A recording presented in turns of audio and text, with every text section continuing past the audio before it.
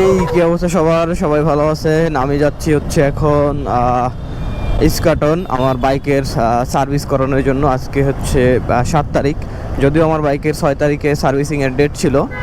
তো কালকে হচ্ছে ব্যস্ততার জন্য যেতে পারি নাই, যার জন্য হচ্ছে আজকে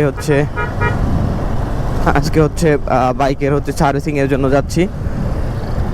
তো এখন আছি হচ্ছে মহাখালী বাস স্ট্যান্ডের এখানে। তো এখান থেকে তেজগাঁ যাব, তেজগাঁ থেকে আপনার হচ্ছে মগবাজার থেকে ইস্কাটন।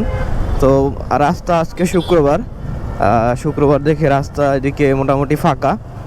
আজকে হচ্ছে আপনাদের সাথে শেয়ার করব আমার সুজুকি বাইকের সার্ভিসিং, কি লাগে বা কি না লাগে। যদিও এটা আমার বাইকের পেইড সার্ভিসিং, পেইড করেই হচ্ছে সার্ভিসিং দিতে হবে। যে ফ্রি সার্ভিসিং ছিল ওইগুলা অলমোস্ট সবগুলোই শেষ হয়ে গেছে।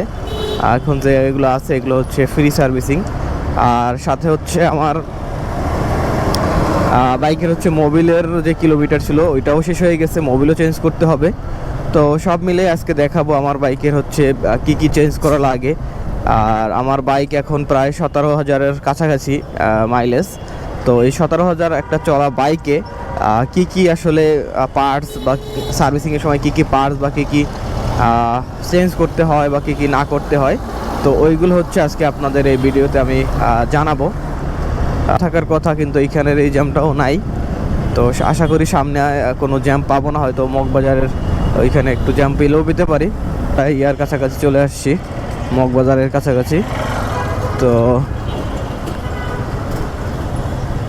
যেতে থাকি, আপনাদের সার্ভিস কেমন কি হয় বা না হয়, কি লাগে, কোন পার্টস লাগে বা কোন পার্টসের কী রকমের দাম সুজুকির, ওইটা হয়তো দেখাইতে পারবো। তো এই মুহূর্তে হচ্ছে প্রায় কি বলে মগবাজার ফ্লাইওভারের নিচে। এইখান থেকে হচ্ছে ডান দিকে টার্ন নিলে হচ্ছে আপনার ইস্কাটন, নিউ ইস্কাটন। তো দেখি এইখানে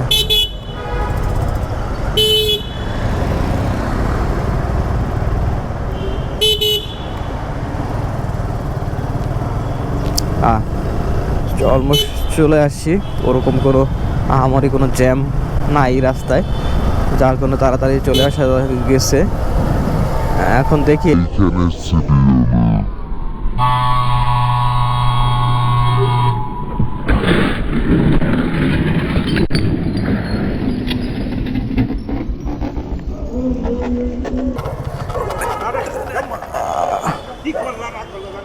আরে উনি দেখবে না।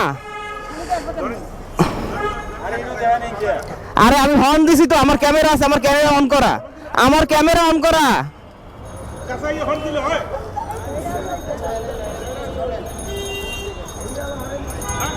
আমি হর্ন দিছি, আমার ক্যামেরা অন করা আছে। হর্ন দিছি, ওনার কাছে জিজ্ঞেস করেন, আমি হর্ন দিছি অনেক দূর থেকে।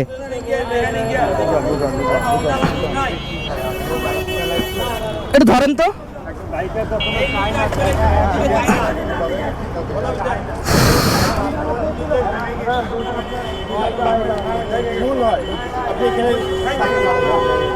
না হয় না কিছু।